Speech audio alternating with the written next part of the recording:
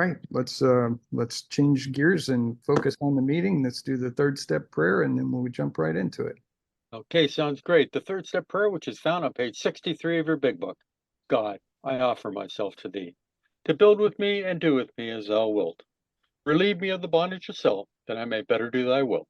Take away my difficulties, and victory over them may bear witness to those I would help of thy power, thy love, and thy way of life. May I do thy will always. All right. All right, it's feeling normal again. Okay, so we are on page 147. And let's go ahead and start with there is another thing you might wish to do. Okay. There on page 147, everybody. There is another thing you might wish to do. If your organization is a large one, your junior executives might be provided with this book. You might let them know you have no quarrel with the alcoholics of your organization. These juniors are often in a difficult position. Men under them are frequently their friends. So for one reason or another, they cover these men, hoping matters will take a turn for the better. They often jeopardize their own positions by trying to help serious drinkers who should have been fired long ago, or else given an opportunity to get well. Yeah, and I think the important point here at the end here is given an opportunity to get well, and for the junior managers, and also, there are sponsors that help sponsors. We don't talk much about that, but there are, I confide in my sponsor sometimes. It's rare, but I do, and he's usually got something of interest that might help me, and I turn around and I can use that to help others. Bottom line is that for a senior level executive, providing this book to a junior level executive to give them the ability to have the opportunity to help another alcoholic might be just the thing to keep a good employee going and save them, as opposed to just getting rid of them because of being absent, tardy, and or drunk on the job, those type of things. And certainly those are serious transgressions, but nonetheless, it at least gives them an opportunity to try something, as opposed to, as it says here, cover for somebody, and not really address the problem that's at hand. So to talk about that just a little bit in terms of us and today, a sponsor helping a sponsor, or just somebody, a family member, being provided with this book, can actually assist a sponsor. And so, for example, my wife has done a bunch of stuff out of the book, and that is helpful to me. But it was also helpful to my sponsor, even if it wasn't directly related to my sponsor. The fact that I have somebody else in there helping me out, as opposed to just discounting the fact that I'm an alcoholic and that I drink or drank and that I was causing problems, and then just kind of throw me to the curb. This is a way of giving them the knowledge and that they need in order to be of support and assistance to the alcoholic and to the sponsor. Rob? I also like how they put in here, if your organization is a large one, your junior executives might be provided with a book. Always the salesman, eh? Always trying to sell a book. Oh, I yeah. love it. Check in, thanks for joining.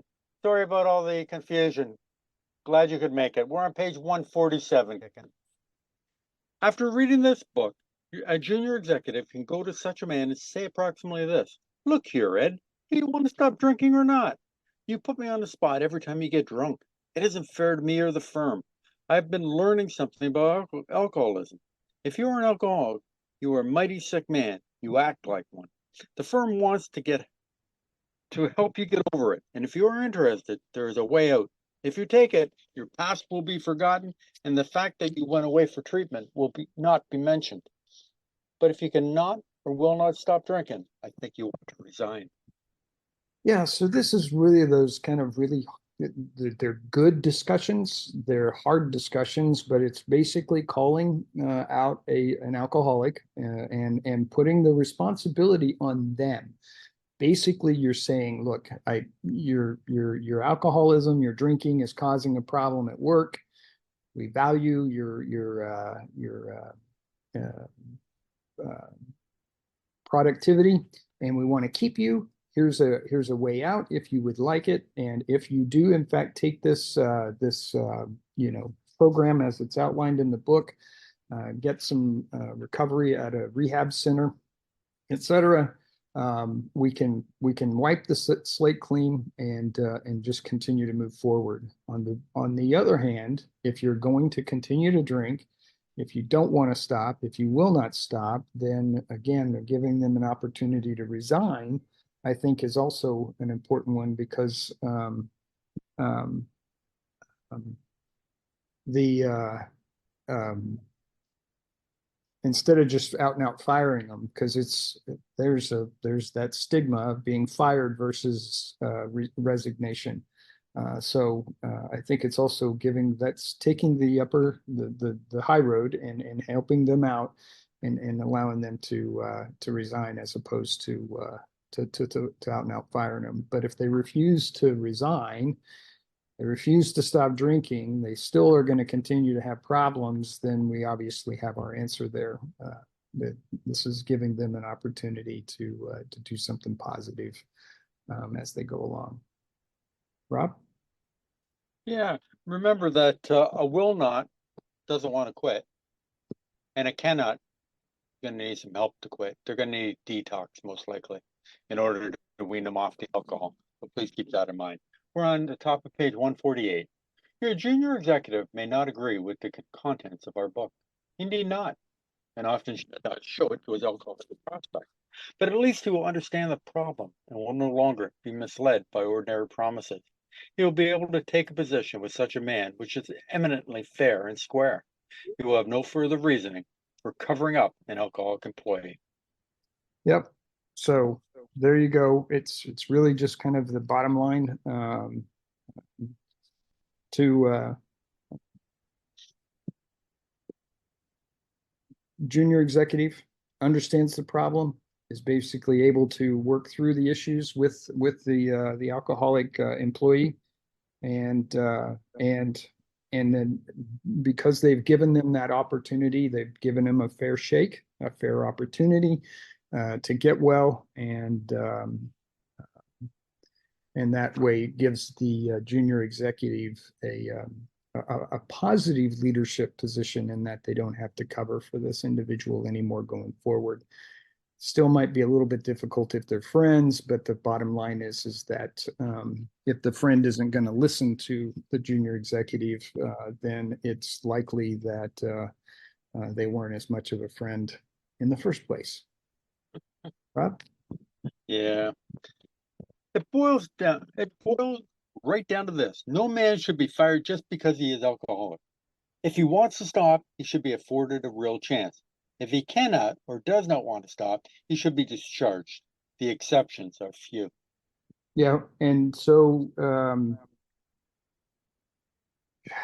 they're basically, bottom line is they shouldn't be fired just because they're an alcoholic. It's like the same thing. You shouldn't just kick a family member to the curb just because they're drinking. You should really give them an opportunity and try to get things done and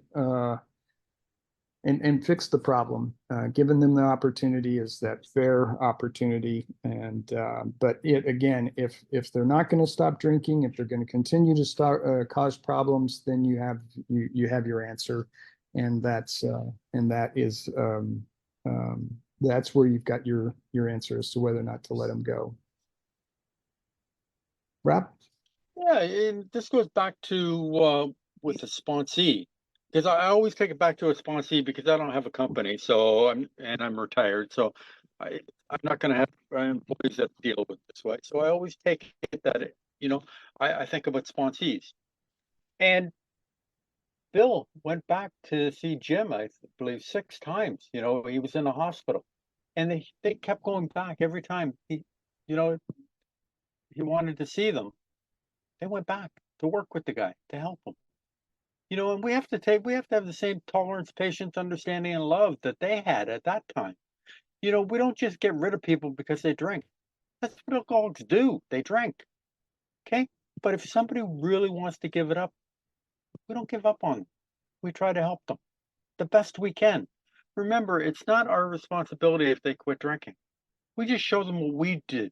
And if they want to follow the same path as the original 100 people, then they should get what we got, which is sobriety.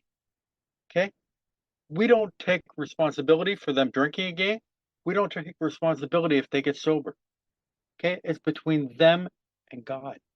And we always have to remember that some sponsors try to put themselves up on a pedestal, and the sponsee has to do everything for them. Give me a phone call at this time every night and do this and do that. Okay? Our whole idea is to show them what the program is, take them through the program. Hopefully they do everything that they're supposed to do. They will get their spiritual experience or spiritual awakening. They will then change. They will then be able to have a new life. Instead of being selfish and self-centered, they will start thinking about other people. What would God have me do in this situation? It's a whole different situation than saying, can I get out of this situation? Okay? What can I bring to the table? What can I bring to this wedding that I'm going to? It's a whole different way of looking at life. It's a better way of life. Instead of thinking that the world is against us, we're grateful for everything that we have in our life.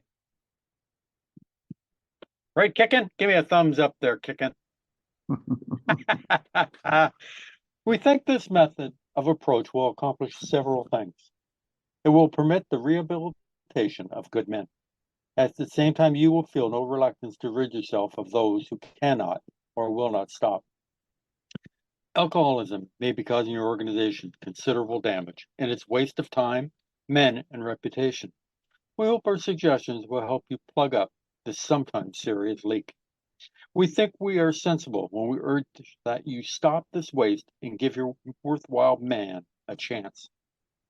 Yeah, it's just kind of following up to what Rob just said, and what I've been saying here with regard to that is that it's giving them an opportunity. If they take the opportunity, then great. If they don't take the opportunity, then you have your answer, and it really takes the blame. This is a way I think that some people would look at it. It takes the blame off of the employer and puts it over onto the employee and or sponsee. So that's kind of what the way I would look at it is, and even that is a negative way of looking at it. It's just that if somebody's not going to stop, there's no use in working with them. If they're just not going to stop, regardless of whether they can or will not, can't, you have your answer there. On the flip side, the positive, you've got a great program, you've got a great opportunity. They can do rehab, they can get dried out, they can actually have an opportunity to really, with a clear head, take a look at this program at a point in time when they're probably looking around going, I might be losing my job, I could be losing my family, I could be losing other things. It might be the catalyst that that gets them going. So that's kind of what we're saying here. And that's normally what grabs our attention, Leo, is when we start losing things. Yeah. Because if we're not losing things, we think, hey, life is going great.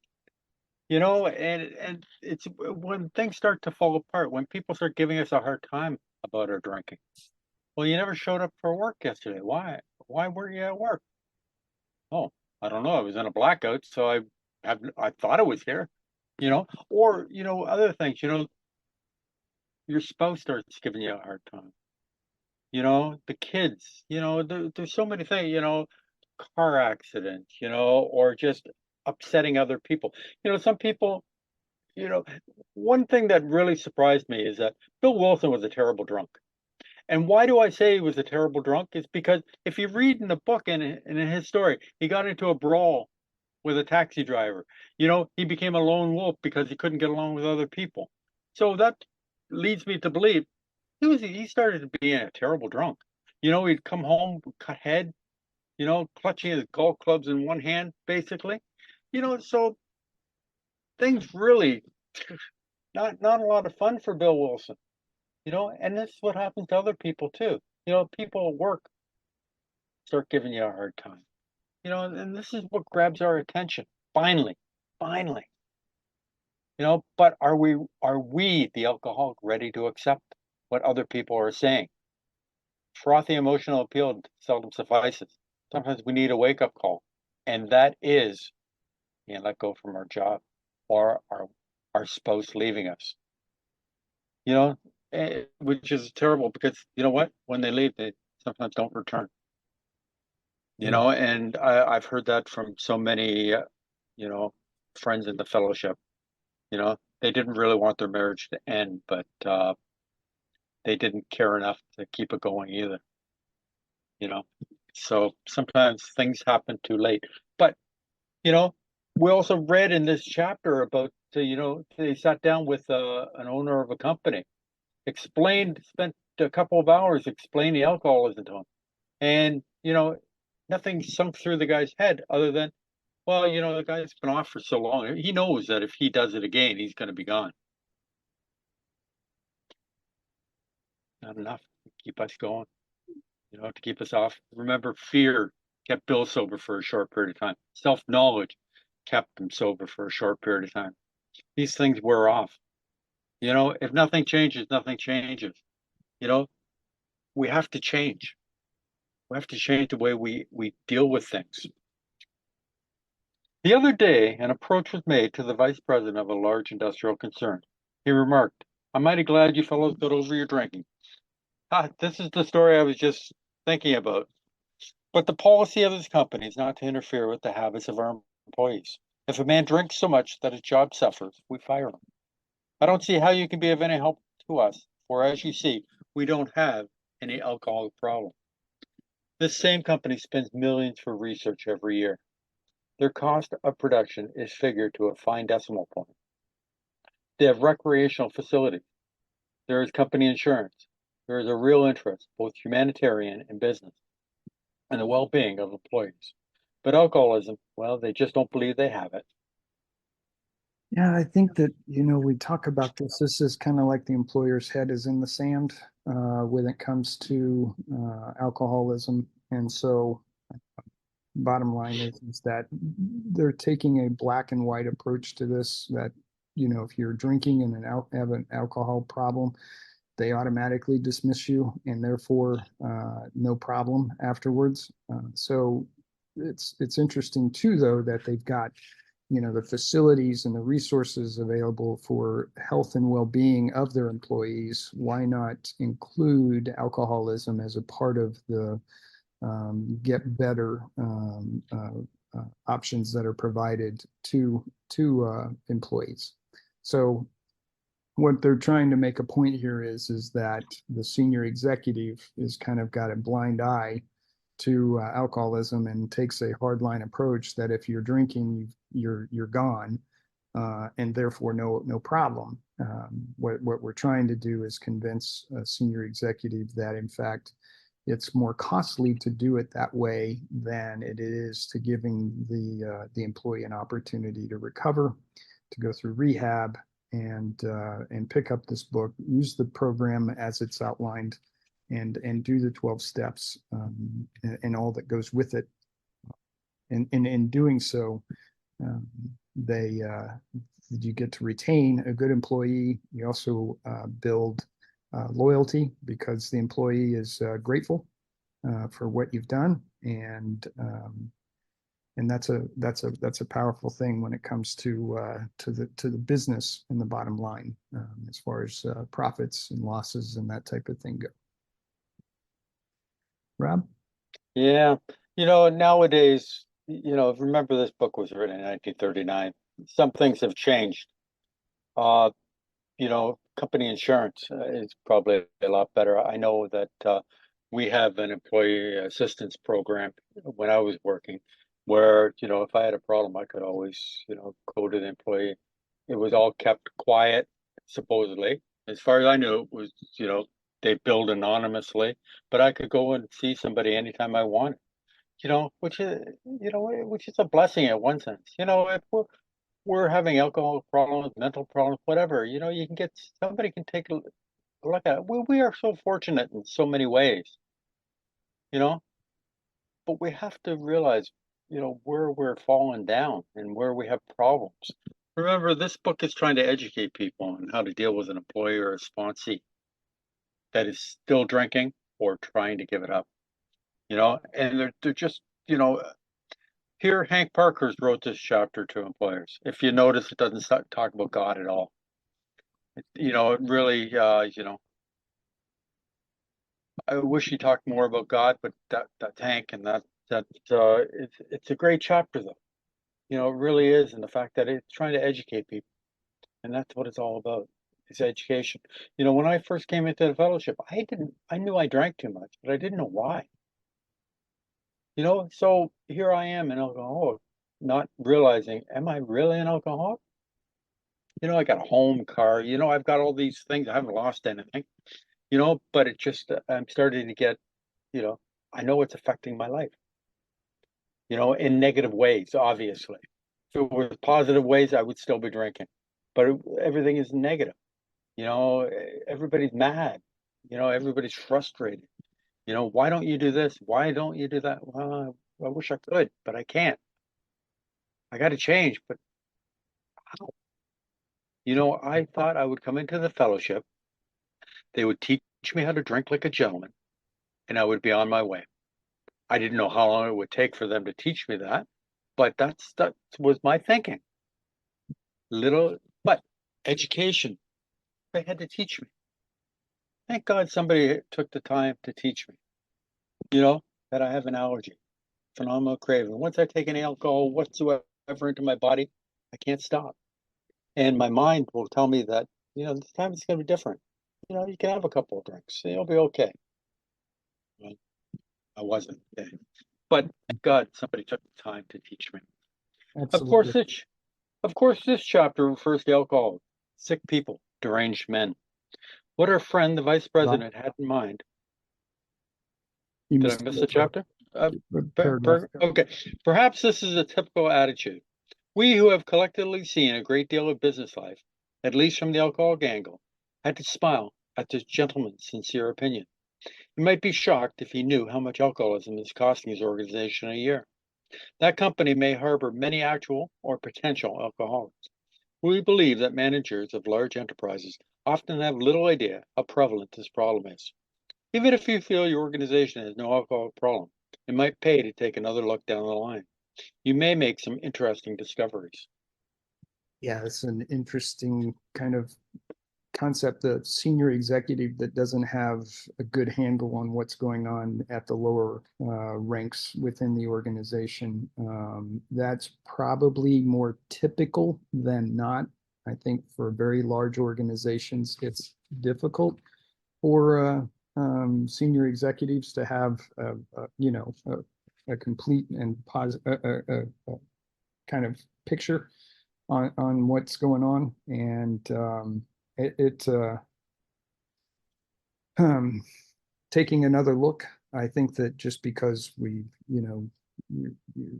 the idea here is you're in a room with 100 people, you're guaranteed that somebody in there is an alcoholic, and if not more. So the same thing for multi multi-million, multi-billion-dollar company that's got thousands of employees.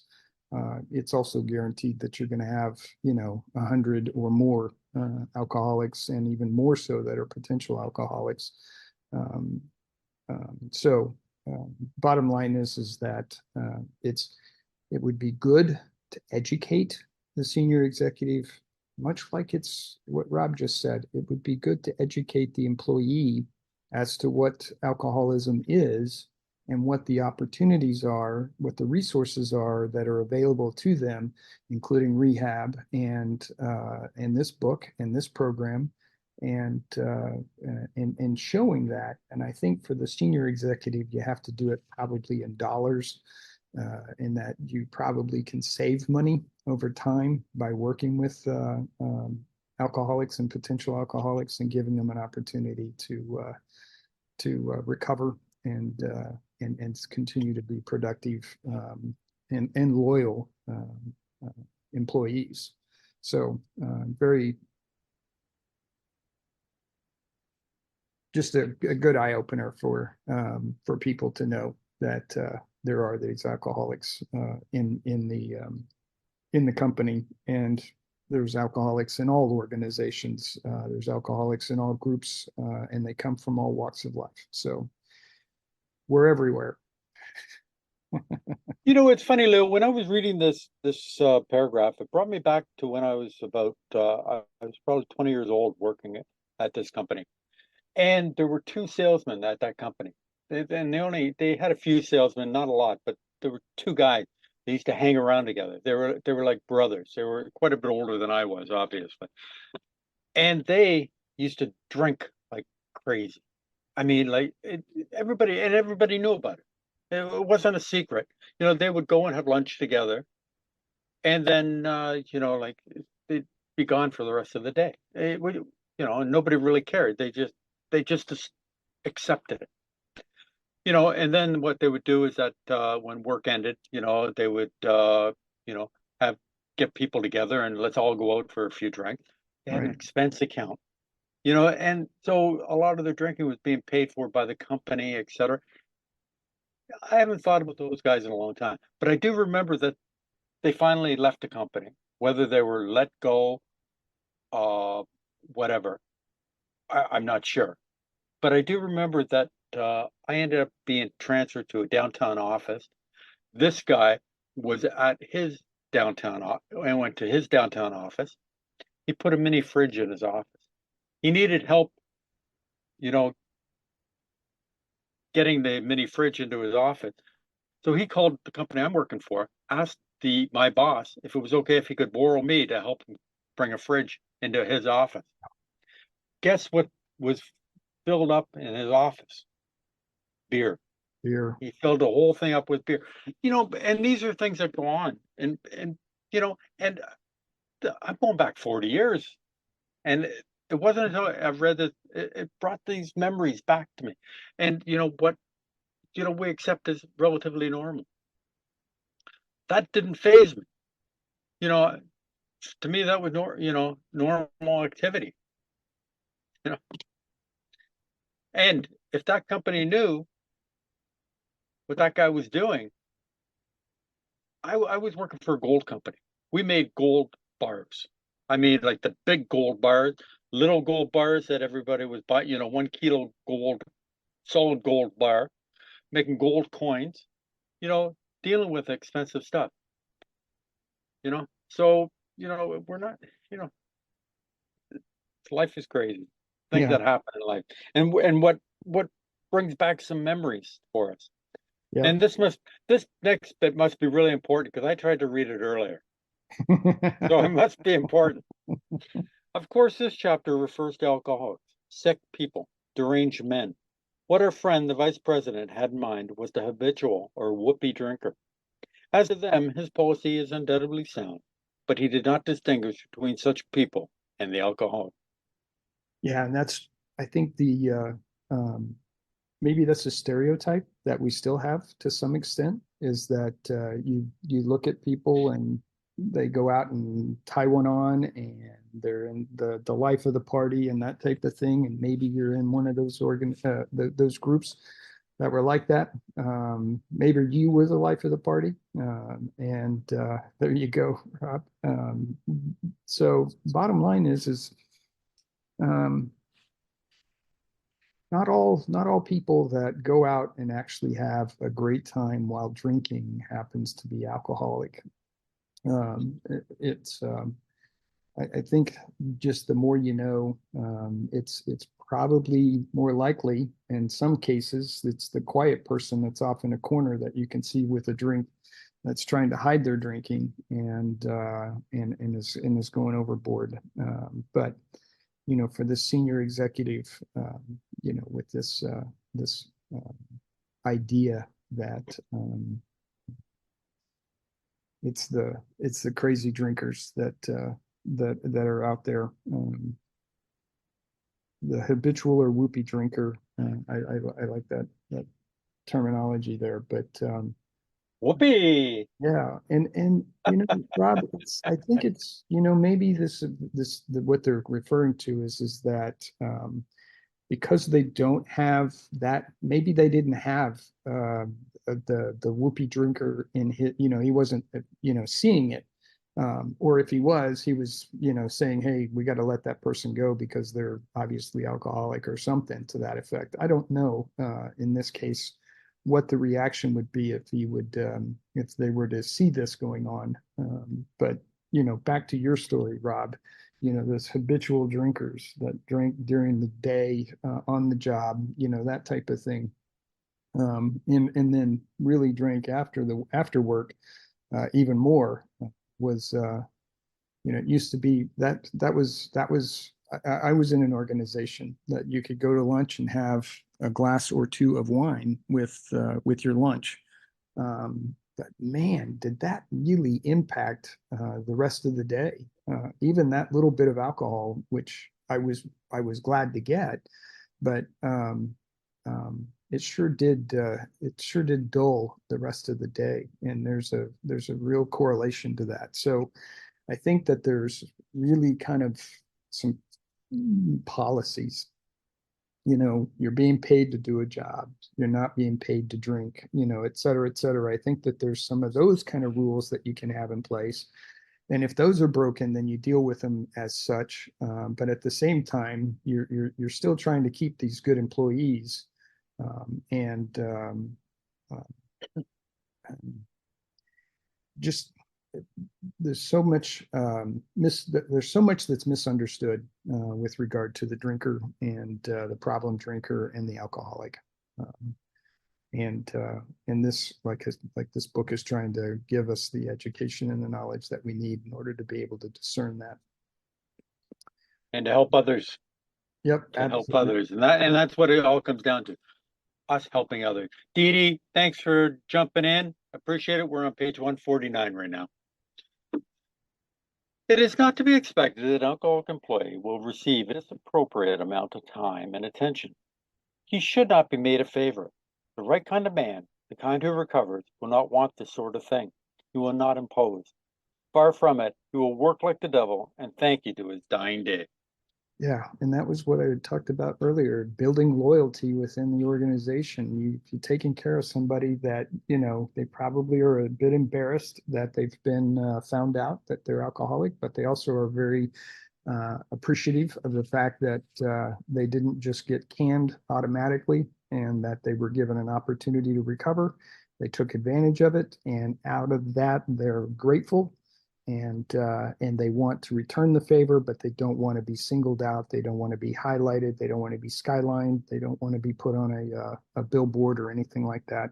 And giving other people an opportunity to react either positive or negatively to their what they've recovered from. And that's the same thing for people that are recover from other diseases and stuff. I find it that very few people really want to highlight it. They really want to just put it in their past and move on and live their life. And so this is what we're talking about here, is giving this alcoholic the same opportunity to remain anonymous and to allow them to do their job and do it well. So you're not for the alcoholic of the month. Nope, no little placard, no fixer up on the wall, that kind of A little picture up in a Yeah. company magazine, alcoholic of the month. Oh, I'm sorry, people. I got a terrible sense of humor. Sometimes I should keep my mouth shut. Today, I own a little company. There are 2 alcoholic employees who produce as much as 5 normal salesmen. But why not? They have a new attitude and they have been saved from a living death. I've enjoyed every moment spent in getting them straightened out. So this is referring to there are two alcoholic employees that they've been able to recover. They are overachievers, it sounds like, with regard to the fact that they do the work of five other employees, and that is not atypical. That's something that can happen. And again, here it is that they're grateful that they've got a job. They're loyal to you for giving them the job, and they do a really great job. And I find it too. The harder I work, the more I do. Absolutely, the less I think about drinking. I mean, it just goes hand in hand. Helping other people absolutely keeps me from drinking, but it does bring, drinking to the forefront because obviously that's what we're talking about. But when I'm outside doing yard work, or when I'm, in the garage cleaning things up, or I'm on a job and I'm on a project and I'm really digging in on some kind of spreadsheet or something like that, the last thing I'm thinking about at that point is drinking. So the harder I work, the less I also think about drinking. So I guess the couple of things here at the end of the chapter, and Rob, you can help me with this, but obviously Hank Parkhurst wrote this. He did have a story called The Unbeliever, which was in the first edition. And if you have the first edition, then you have an opportunity to read about Hank Parkhurst. But then after that, obviously, he went back out and drank and was never heard from again. Jim Burwell, I think, is another person that needs to be brought up here. It's The Vicious Cycle. His story is on page 219. And the reference here for that, and based on some of the stuff we've been reading in this chapter, is the God of your understanding. We're not sure if it was Jim or Hank that came up with that phrase, but it is something to note. And beyond that, Rob, what else do you have for the end of this chapter? Well, what I will say is that Jim Burwell was an atheist. He wanted all the God reference taken out of this book. He didn't want any reference whatsoever. Bill fought tooth and nail with Jimmy Burwell, Hank Parker. These people in New York, they fought over this book like crazy, trying to get this in, get that out. I want it this way. Fitzmayo wanted more God reference put in, and so you have people in New York who were fighting over the book, and you had people in Akron who couldn't care less. And basically that's what it came down to, so, but if it wasn't for Hank, we would not have the big book. It was at his office at Honor Dealers, his little company, his secretary, Ruth Hawk, who typed the manuscript for Bill. If it wasn't for Hank pushing Bill to write, we need a book, I need a chapter, I need to go out and market it to people, I need to get money for it. This is Hank, the forgotten man in AA. If you ever get a chance to read Writing the Big Book, it is a huge book, okay? But it tells about all the man, Bill Shaberg, did an awful lot of research and found out about all these things that went on behind the scenes, who these people are. Nobody knew about Hank Parkhurst, 15, 20 years ago. Nobody talked about him. Why? Because he drank again. He was drunk. The book gets published. He was drunk. He was back out. So, his story, was in the first edition. If you ever get a chance, I put the information in the chat. Click on that link. You can read The Unbeliever. Hank and Ruth took a writing course. So they now became experts on how to write stories. Hank's story is for me, it was you've got it. For me, it was very difficult to read. It just didn't flow very well, it's new age writing and stuff like that. But these are things that they did. They took a writing course to better understand how to do things, for the big book. And as I say, Ruth Hawk ended up, when Honor Dealers or AA went its separate way from Honor Dealers, Ruth went with Bill and became the first secretary of Alcoholics Anonymous. And we owe a great debt. She was a non-alcoholic, making, I think, $25 a week. And a lot of times she wasn't being paid. She was getting stock in Works Publishing, which was to publish the big book. Worthless stock, basically. Mhm. But she kept at it and she stayed with AA. Thank God for people like that, non-alcoholic. Saw what these men were doing and stuck with us. We're very fortunate in some of the people that came into Bill's life and propelled him forward. Sam Shoemaker, Father Ed Dowling, all these, some interesting people that came into Bill's path that propelled him forward. Dr. Bob, totally opposite to Bill, totally, but was able to sort of calm Bill down a little bit, I think, at times. When Bill got on his high horse, well, Bill, let's not louse this thing up. Let's keep it simple, So, I find it, Bill from New Jersey can spend more time than I can, knows more than I'll ever know. But, Hank was a go-getter, and we owe him a great debt, because without him, we wouldn't have this book. And who knows where we would be today. So thanks for letting me share, Leo, and getting on my soapbox. No, that's all right, Rob. I know we're a little bit shy of the hour. We're going to go ahead and I'm going to get Bill to come in and give us kind of an overview of the chapter and close things out. That way, we're not really just starting the next chapter. We'll start the next chapter on next Saturday, and we'll take it from there. So, Bill, if you wouldn't mind taking a few minutes. Yeah, hi, this is Bill, alcoholic from New Jersey. Thanks a lot, guys. Good job today.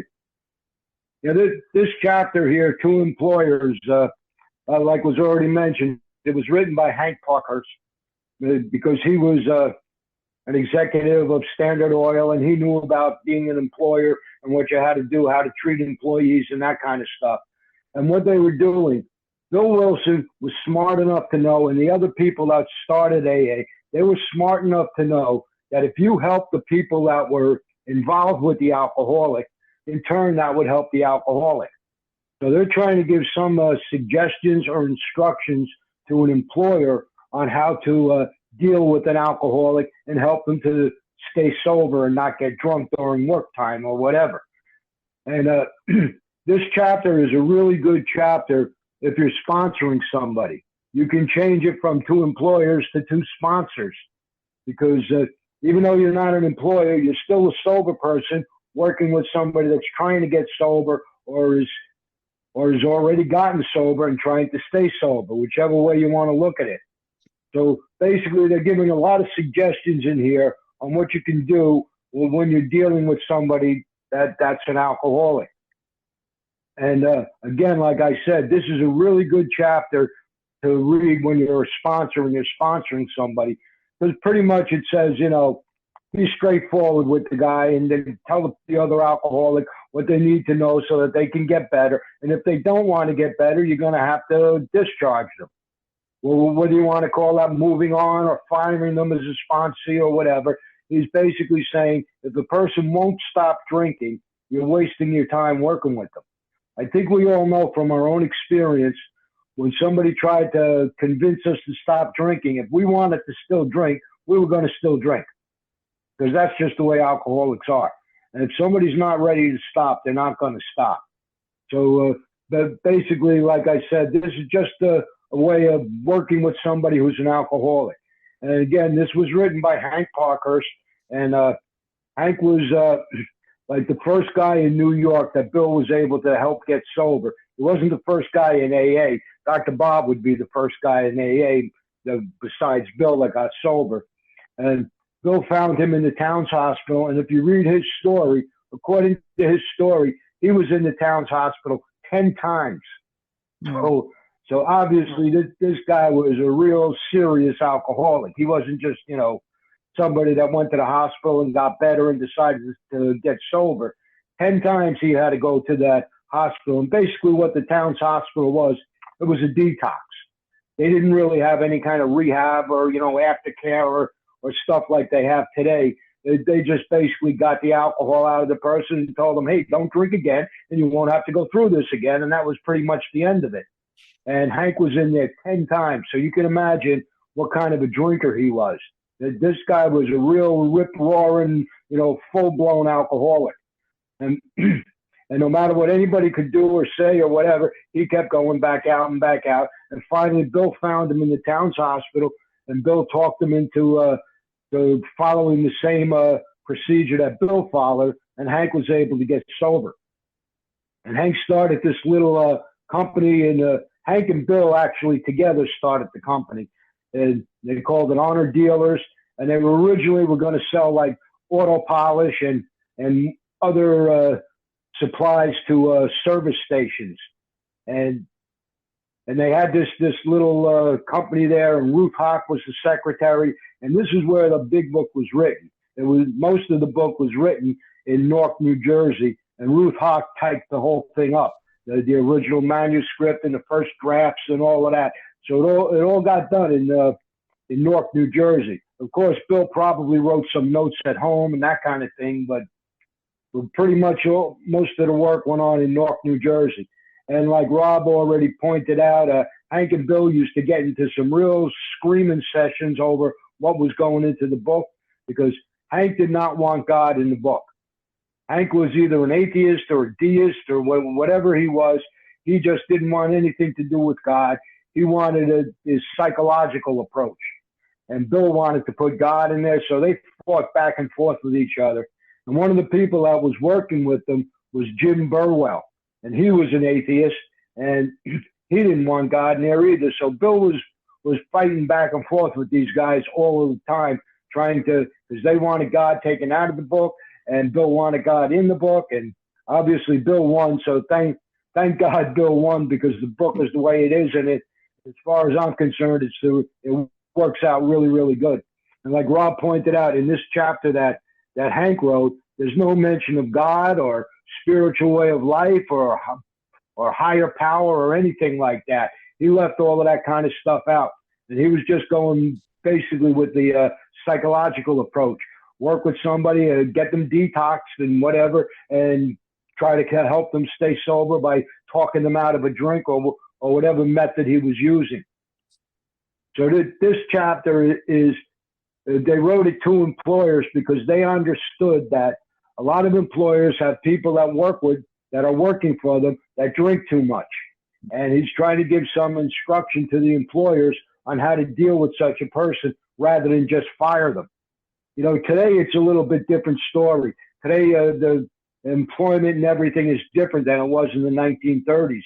Back in the 1930s, it was harder to hire people, especially somebody for like an executive position or anything like that. You have to train them for a certain amount of time. It costs a lot of money to hire a new employee and train them and get them oriented into the job that they're going to do.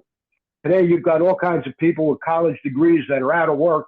So there's a whole line of people that are standing in line waiting to take somebody else's job. Back in the 1930s, it wasn't like that. So the employers were a little more interested in keeping their employees. And today we do have these employee assistance programs. I don't think they had that kind of stuff back in the 1930s.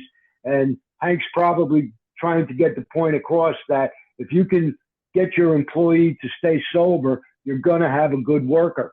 You already know what the guy is. You already know how much work they can do and how they can produce. And if you try to help them stay sober, you're going to have a good employee. And if you just fire them and you hire a new person, you don't know what you're getting. And then it's going to take you whatever amount of time to train them. And that's going to cost you money. You're going to have to pay somebody to train them. You're going to have to, and they're not going to be producing for X amount of time until they get oriented to the job and what they're supposed to do. So it's a good idea to try to help an employee rather than just fire them and get rid of them. Today, it's a whole different story. Today, they bounce people out the door left and right. They don't even think twice, because everybody's a number today. Back in the 1930s, I think people where they worked with their job, they were a little more oriented towards working with each other rather than just getting rid of people. So again, this is for to give an employer some kind of a idea on how to work with an alcoholic. But I wouldn't suggest that if you're going for a job interview that you bring this book with you and give it to the person interviewing you and saying, here, why don't you read this chapter so you'll know how to work with me? No. If I'm going for a new job, I'm not even going to let them know that I ever had some kind of a drinking problem. That's my business. That's not their business. I wouldn't tell that to anybody. So basically, like was said already, that this is just to try to help somebody that's working with an alcoholic. And you can use this for sponsoring somebody because the sponsor is a person that's working with an alcoholic. Even though there's no mention of sponsor in this book, because at the time when this book was written, they weren't using that term yet. They were using terms like spiritual advisor or sharing partner or things like that. They didn't come up with the term sponsor yet. So there's nothing in here about a sponsor. When you get into the 12 and 12, or you get into some of the stories in the back of the book, it'll mention sponsor. But in 1939, when this book was published, they weren't using that type of language yet. They didn't come up with the term sponsor. But basically, this is a good chapter for a sponsor because it's given some really good information on what to do. And to make it as simple as I can, it basically says if somebody's willing to work with you, you work with them. And if they're not willing to work with you, whether they can't or they don't want to, you're wasting your time working with them. If an alcoholic doesn't want to get sober, we all know from our own experience, nobody can come up with any secret, special, magic words that are going to make you want to stop drinking. That has to come from inside. When you had enough, you had enough. And until you get to that point, nobody can talk you out of a drink. And I think he's trying to say that to the employer here. If somebody doesn't want to get sober, don't waste your time working with them. So basically, this is just a way that these guys that came up with this program, they figured out if they helped the people that had to work with an alcoholic, that was going to help the alcoholic in turn. Like there was a couple of chapters before this, 2 wives and the family afterward, because they understood that all of these people have to deal with an alcoholic on a daily basis. And if they help them understand the alcoholic a little bit better and give them some suggestions on how to deal with the alcoholic has a better chance of recovering. And that's basically what these last chapters are about. So they really are important stuff. And they're also about the last part of step 12, practicing these principles in all our affairs. Because we can read this and it's also showing us what kind of a pain in the neck we are to other people. So we can see that maybe we have to do something to get better. So this is a good chapter, and like was mentioned, Rob mentioned, if it wasn't for Hank, the big book probably never would have got done, because Hank is the guy who got the office where they wrote the book, and he hired the secretary that typed the whole book up, and he was pushing Bill to keep working on the book. Bill Wilson was the type of guy, he would do something, and once he did it, he would just forget about it. So he would have wrote the book and probably stuck it in the closet. That's the type of person he was. He would get obsessed with something, and he would keep doing it as much as he could, and once he finished it, he would forget all about it again. And Hank kept pushing him. Keep writing this book. Come on, once we get this book written, we can make money off of it. We can sell it. And Hank was like a Cracker Jack salesman, and all he was concerned with was selling things and making money and getting commissions and that kind of stuff. And he kept pushing Bill. And if he didn't push Bill, Bill may have never finished this book, or if he did finish it, he probably would have stuck it in the closet or put it up on his mantle and said, okay, I wrote the book, big deal, now what? Hank's the guy who got it published. Hank's the guy who got it printed. Without Hank, that stuff probably never would have happened. So we owe a debt to Hank Parkhurst. And thank God that he was there and he did this. And unfortunately, right after the book got published the same year, I believe it was in September of 1939, he wound up going back out and drinking again. And he never really got sober again after that. So he did his job and he got this book done, and then he disappeared. God used him for what he was necessary for, and then, he went his own way. That's pretty much all I got. Thanks for letting me share. Thanks, Bill. Incredible as always. Yeah. Don't forget, Bill's got his own meeting on Fridays at 11 a.m. Eastern Standard Time. Information is in the chat. All right.